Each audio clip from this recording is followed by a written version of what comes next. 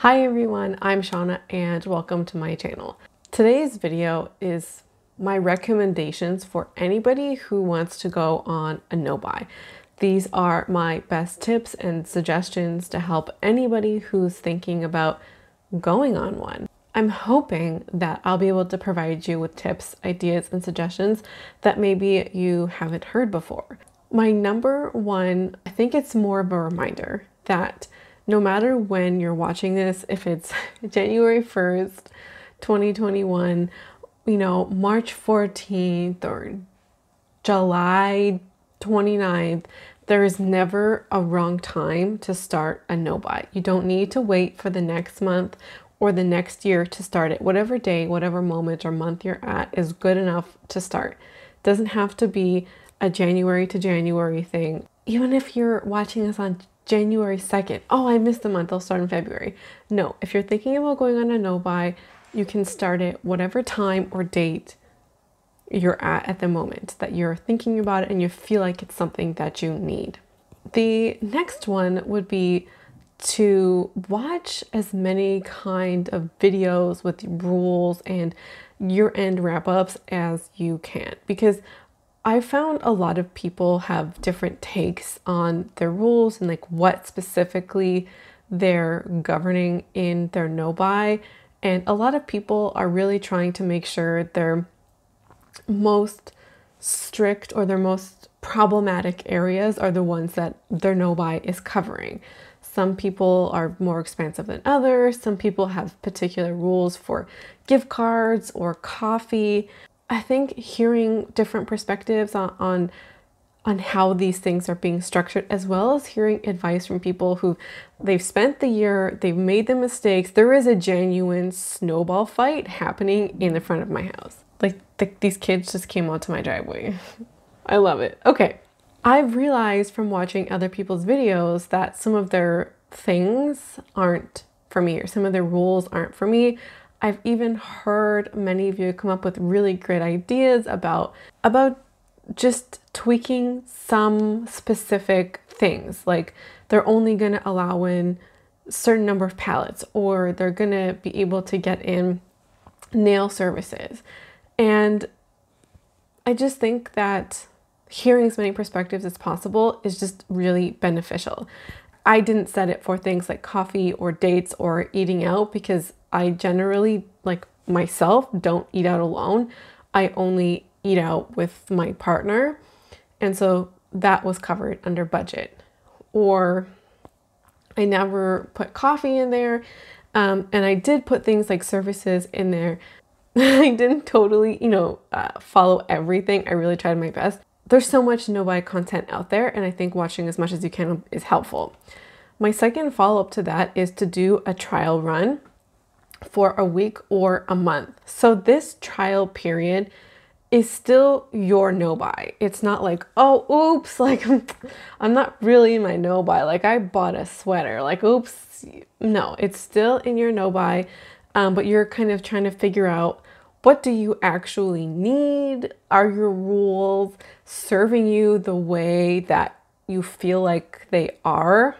And I did that for the whole month of January, and I caught a couple of things. I definitely didn't catch everything. And that's going to go into the next tip or suggestion, which is that you can't foresee everything no matter how much you plan. And I've heard other people say, try and plan for all the gray areas that you can, like gift cards or gifting or dates or books or eating out or tools of your trade or shoes, or what do you do if your favorite pants rip? Trying to get as much of that gray area as possible. And for me, the purpose of that is the trial run, because things inevitably pop up that you never expected. However, things change, and that was very clear in the pandemic year. Nobody saw it coming, and it really changed a lot of things for myself and for a lot of people. And so one of the things that was a rule initially was no backups, but I changed my mind on that very specifically because of this year. And there's some people who I'm still following on a no-buy. They still are not doing any kind of backups, but that's something that I felt was a necessary change for me. I think also trying to create too many rules. I'm not saying rules governing every part of your life, but creating too many rules was just like, it was too much because the pandemic changed. It changed what I was doing, where I was going, and even my mental health. And at a certain point, it just felt like I need to get by. Like, I just need to finish the day. I need to finish the month. How in the heck do I do that? And so I did it the best way that I could figure out. And every year is not the pandemic year. And hopefully we're transitioning out. I do know that like more than 50% of my audience is from the US and Canada. And as far as that goes, we're still in the midst of the pandemic pretty significantly. So one of, I guess, the biggest suggestions that I would hope that maybe you would think about is a contingency plan for exiting out of the pandemic kind of situation. Because coming in, there was a shift, right? For me, I can only talk about my personal experience with this, but my work situation didn't change. I'm on a contract and the contract did not stop because of a pandemic. I worked when I was supposed to work. I didn't work when I wasn't supposed to work. So that stayed the same, but other things shifted. I had no more transportation costs. I haven't had any since early March, which has freed up a ton of money. And there's also other things like gym memberships that are no longer being paid for because the gym's not open, and I'm also choosing not to go to the gym. There's lots of things like that that has kind of created a different money situation for me. And the point that I'm trying to make here is that eventually there's going to be a transition out where I'm going to have to start paying for transportation again. And maybe if it's not the gym, I would hopefully go back to dance, but even things like traveling.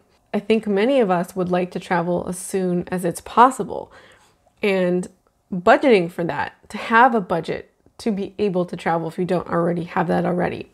And so when I'm talking about the budgeting and how it's integral to my no-buy year, I'm thinking about how it changed during the pandemic and how the budgeting had to change because of the situations that were very kind of specific. And to have that exit plan, how are you going to shift around your money once you have to start paying for these different kinds of things again? And obviously, whether you have a job or not definitely changes these things, but being kind to yourself while we're trying to figure it out, changing your rules if that's necessary, and creating an exit plan are things that I really think are important to think about for 2021. The next suggestion or tip I have in mind is budgeting outside of your no-buy, if this is not something you're already doing. One of my own personal issues that I had talked about in my intro was that I had no kind of concept of my finances. And I can link my intro video if you're interested in that. And it wasn't just that like I was overspending on makeup and clothing, but it was the fact that I hadn't really kind of controlled or budgeted for anything. And it was just kind of willy-nilly. So yes, reducing or eliminating your spending on makeup or clothing is great, but I think it's also really excellent to budget in other parts of your life.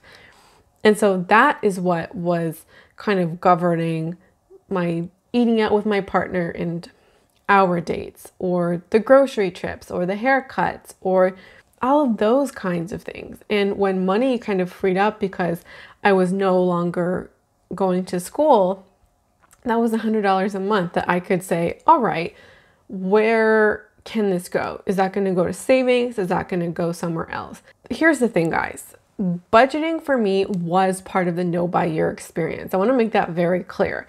These things were intertwined with me. And I feel like getting a budget in order, if that's not something you already do, is such a life-changing and empowering thing. one of the main takeaways and skills that I've learned from this year. And so when I'm talking about how things are going in the months, budgeting is so pivotal.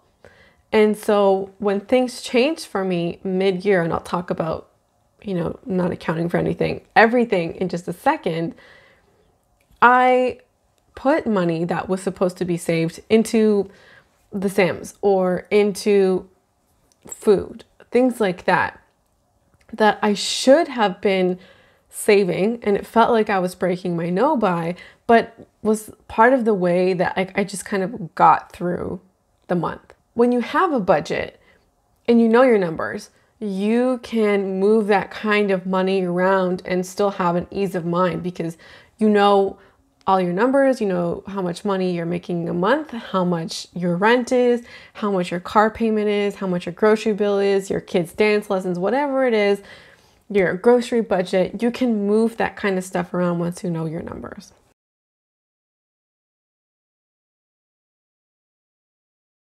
The next recommendation is to document your why and put it in an accessible place. And a lot of people talk about this, right? That you need to know your why. But I think that you need to do more than that. My recommendation is to be able to know more than your why, to be able to have that accessible to you, readable to you, or even creating a video, even putting a video of you talking to yourself on your phone or on your computer, something like that. Because momentum and inspiration is not steady, it stagnates. You have your peaks and your valleys. I've had some incredibly low points in 2021 where, in 2020, I've fallen off the wagon, if you will. And it's just not 100% all year for most people. So if you have something that is accessible to you, if you're better with paper and you feel like if you have this thing that's written down that's close by in your desk, you know where it is, and you read it, that's really going to strike you, I really suggest you do that.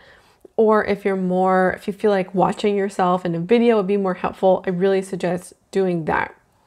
Because for me, speaking some of the things that I said, like saying them out loud, was a game changer.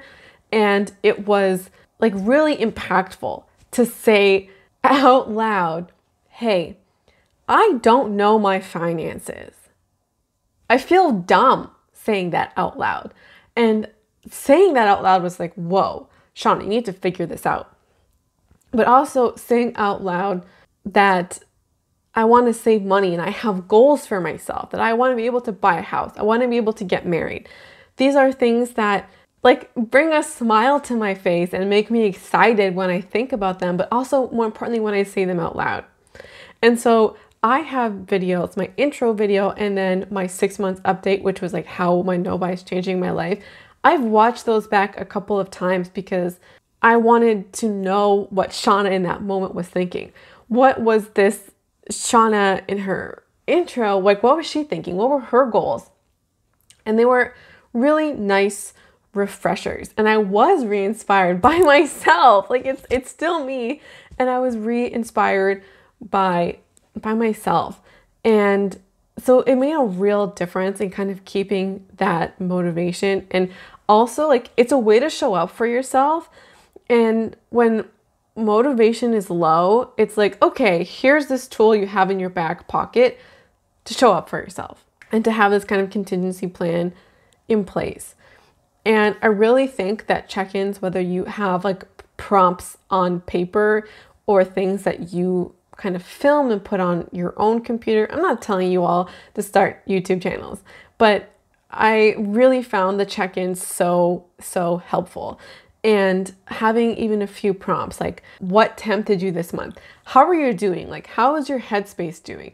How have you mentally been doing? How has the world, your outside world, influenced how your no-buy is going? Has there been some stressful things at work that have made you really want to go on the computer and just do something destructive? Were you feeling low and just completely checked out? And also, what did you buy? Keeping a running list of what you bought and kind of checking in with that every month is really helpful. And you certainly don't need to start a YouTube channel to do those things.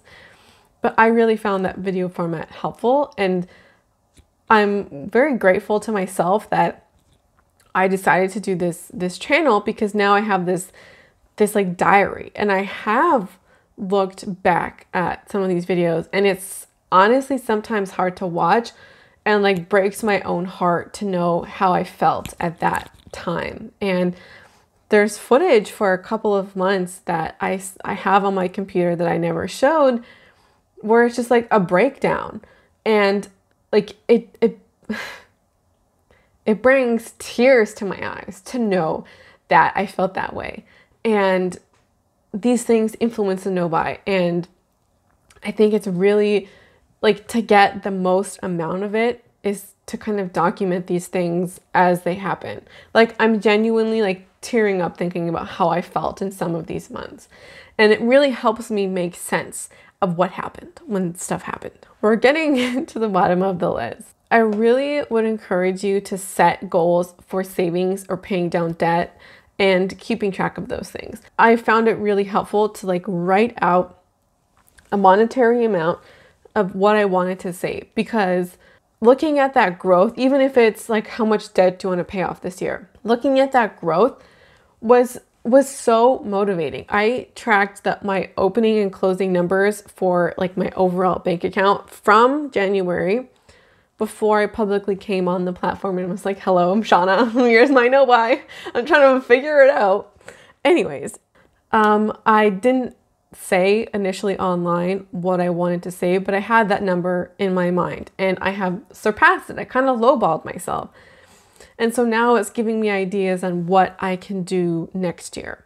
And truly seeing that number being like $5,000, $10,000, like, whoa, like I did this. It just makes you want to save more. And when I'm talking about the check-ins, checking in with how much you saved and kind of getting in that ritual of, okay, it's the end of the month. How did I do? How's my bank account? What's that looking like? That's really, really nice. Next up is an inventory. I totally suggest this if you are thinking about going on a no-buy, you just started, or you're somewhere you're watching this video for motivation because you're already in a no-buy. Do the freaking inventory. Inventory everything. All of your makeup, all of your hair products, all of your skincare products, all of your bath products.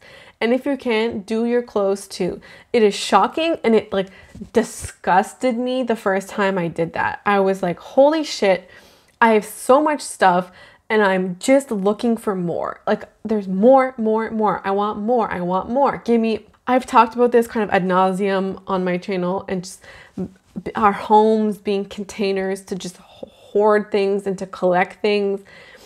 And knowing those numbers is so empowering. And every time I do an inventory, it's like that passion is like reinvigorated. I'm like, yes, no buy, anti-consumerism, like, psh, psh, you know, like, don't come near me. Like, I get so invigorated after every inventory, because either I'm reducing my numbers, or like when I found them out for the first time, oh, it was a lot. One of the best things that I did and continue to do, and I totally encourage you to do them too. There's tons of makeup inventories out there. Some people do spreadsheets and look at every individual product. Some people are tracked by category. I'm kind of more of the latter. And it is like, it's a couple hours worth of work to do makeup, skincare, hair care, that whole thing, to track it and then to compare numbers. Let me tell you, and I don't think I can emphasize this enough. It's so empowering to know these numbers and to know how much you own. It's incredible. And I really suggest that you do that, because it's one of those things that really can help combat this excess and this kind of thirst for more. When it's like, oh, I have 22 lip glosses. Do I really need more? Really? How much am I going to need to be happy? So I could talk about that all day long here, and I'm just going to put a pin in that. One of the things I also really suggest to kind of keep things fresh and exciting all year are challenges for yourself for makeup, skincare, and even clothing, depending on what's in your no-buy. Creating capsule wardrobes and kind of diving into that world for the first time, so incredibly helpful to me and like helping me want less and realizing not just how much I have with the clothing, but how far can my clothing pieces go? I just was staring at my clothing rack. How far can this go? And the capsule has been very, very successful in helping me feel content, but also I have never decluttered so much, but then also felt so fulfilled. Like, wow, I still have so much stuff. And I felt overwhelmed at points with how much clothing that I had and how much makeup. So the capsule wardrobe is a really excellent place to start with clothing. There's so many videos and recommendations out there. I have created a lot of that kind of content myself if you're interested in it. I'm not a professional.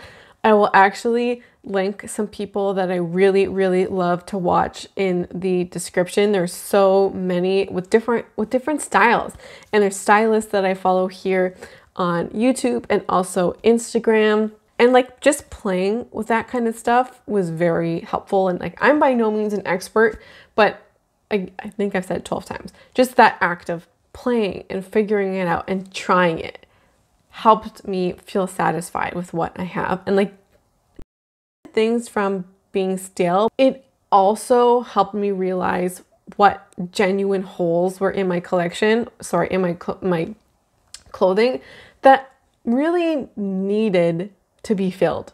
In terms of makeup and kind of skincare and clothing, the kinds of challenges that I'm talking about are things like project panning. Holy moly, did project panning make me realize how slow it takes to use stuff up. Like blush is 1 to 2 years minimum. And it's like, oh, I have 10 blushes. You're gonna be there for years. So it helps you use stuff up, but then also think about how long it takes to use that stuff up. But there's also things that you could do like seasonal or holiday project pans, even capsule wardrobes, like a summer themed one or fall, a birthday themed one, or like a Hanukkah themed one, a Valentine's themed one. People do Harry Potter or like Star Trek. I did an office themed one. Y'all, I want to be on the Star Trek project pan. You can also do that for capsules. You could do mask challenges, 1 month, 1 mask, or 1 month, 1 palette. There's so many different kinds of ways. Like I'm calling them challenges, but they're not all quite challenges that you could implement to keep things fresh and exciting. I'm calling it like, that was like part A, this is part B, is to track your empties. Now, if you can like hoard your trash, I totally recommend you doing it because physically seeing the pile of stuff is impactful because it could be impactful for 2 ways. One, wow, I did not use any of this category this year, or I finished so little makeup this year, or you can even do it by quarters as an example. And even, at the end of the year is very, very impactful too. So you get to see this whole pile of stuff. And for some categories, you probably aren't finishing a lot. And that's a lesson and important. Other categories, you might be finishing a ton of stuff. And so it's like, okay, it's okay that I have 2 cleansers at once. That's fine. Or it could be like, wow, I finished these 5 skincare products and they're all worth $100. I regularly use them every 8 to 9 months. Can I afford that? So there's definitely lessons to be learned from your beauty trash and, the physical tangible pile. If you're somebody who cannot save all of your things, you can track them in a spreadsheet, or at the very least, tracking the dollar amount of stuff that you finish. It has been impactful to me how much stuff I've bought that I really can't afford, expensive skincare that I cannot afford to maintain that kind of skincare structure. I can't afford to own expensive lip glosses because I just fly through them. And in some respects, you could be like, well, Shauna, if you use them, then you can put the money in. But I use them too quickly to kind of get the value that I would like. So it really helps establish the price point of things and like where you're comfortable spending your own money, which is valuable information in itself. The next suggestion is to create a running wish list of all the things you've loved and wanted throughout the year. This could just be something simple as a list on your phone, and that, is what it's been for me, because there's been a lot of stuff that I've lusted after. Pretty hardcore, including some like sweaters or jeans, even some boots, and well, a lot of makeup too. And so I just want to just give one example. There was an Olive and June nail polish set that I lusted after for probably a good 3 to 4 months. I wanted it so bad. And now at the end of the year, yeah, Olive and June nail polishes, that set would be nice, but that lust just isn't the same. And the point of that list is to see all of the things that you've wanted, that you've lusted after. Some of the things that you maybe even feel like I need it, or like I'm gonna die kind of feeling, like, that kind of exaggerated lust that you might feel. Maybe I'm alone in that, but that exaggerated kind of really strong lustful feelings for makeup or skincare or whatever it is. When you see that list and you see how long it is and you see that you've been able to skip it, I think that's pretty powerful. One, if you include dollar amounts, you'll see the amount of money that you've saved. But number two is that when you're kind of having a moment of struggle, whether it's in your no-buy year, you already have items on there, or when you're out of your no-buy year, you can be like, damn, I didn't buy these 50 products, these 100 products, 200, however long that list is. I skipped it. Guess what? I can do it again. I can wait 2 weeks. I can wait a month at least, or I can just skip it all together. And here's the proof that I've done it, and I've done it a lot actually. So I'm pretty good at it, and I think that's just like a really kind of good tool to have in your back pocket. It's like whip it out and be like, no, sorry, you're actually really great at this. You can do it. The next recommendation, which is definitely a more obvious one, but like a little friendly reminder to you, is that delete your most tempting apps, mailing list, Instagram accounts, and YouTube accounts that you follow that make you want to buy, that make you want to haul some stuff, that make you want to spend or shop a sale. And I found one of the worst culprits of making me want to shop has been YouTube. I've personally had to delete accounts that just make me want to buy. And I don't think you should feel guilty for doing that. I want to empower you to make that choice. And the thing is that like some people just aren't for us forever. Maybe you go back to them next year in 2022, maybe you never will. And doing a little YouTube house cleaning is really positive. And also maybe on the flip side, adding in some people who are on a no buy or on a low buy, people who are project panning, people who are creating capsule wardrobes, people who are, in that kind of conscious consumerist, anti-haul kind of space. There is lots of space in our subscription feeds. They can be as long as we really want them to be. So that could be a really inspiring moment too. I know I found that inspiring to different times of the year, delete the people who I felt were toxic, but also adding in people who I felt were really beneficial. The last thing I want to end on is finding a community. There's different kinds that you can find. There's communities on Reddit that you could be a part of. There's a no-buy community on there if that's what you're interested in. I think it's like makeup rehab as well. There's also YouTube channels of low-buy, no-buy content creators. And I created my own community. It's the best decision I could have made to make this no-buy the most successful that it can be. I had to hold myself accountable on this platform. And I also was able to talk to so many of you who were on a know by yourself, or people who are much farther along in their kind of conscious consumer journey, people who are telling me the things that they've implemented in their own lives, telling me about their favorite things and what they've done. I found that so inspiring to talk to all different kinds of people who are in different places of their journey. And you all have inspired me when there have been moments of weakness or low points, or not feeling good about what I'm doing, or not feeling like I want to do this, or that, man, it's hard.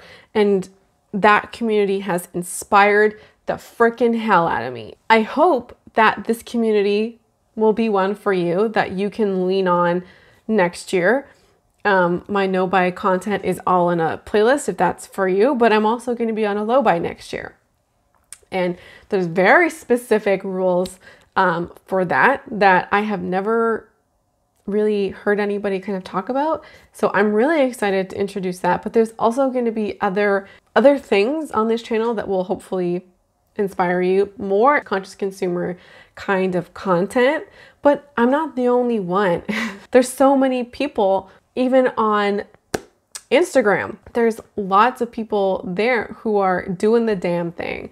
And I really encourage you to find those people, find them early on, so you can lean on them when you really need it and feel inspired by them when you need that too. If you're somebody who is on your no buy journey, I want you to know that you can do it too. You can do the damn thing. Here is your inspiration. Here is an invitation to you to go on a no buy. If you're really feeling like that's something you need to do, I'm inviting you to do it and to believe in yourself and believe that you know yourself best and that you know what's best for yourself. And if you think that's the no buy, you should go for it. I hope that wasn't a corny little pep talk, but like, I'm feeling so inspired. So that's the video. That's it. Leave your best no buy tips down below, or if you have questions, leave them down below, and either hopefully myself or somebody else from the community can answer them for you. Thank you so much for being here today. I really appreciate that you took the time to watch this video, and I hope to see you in the next one. Bye.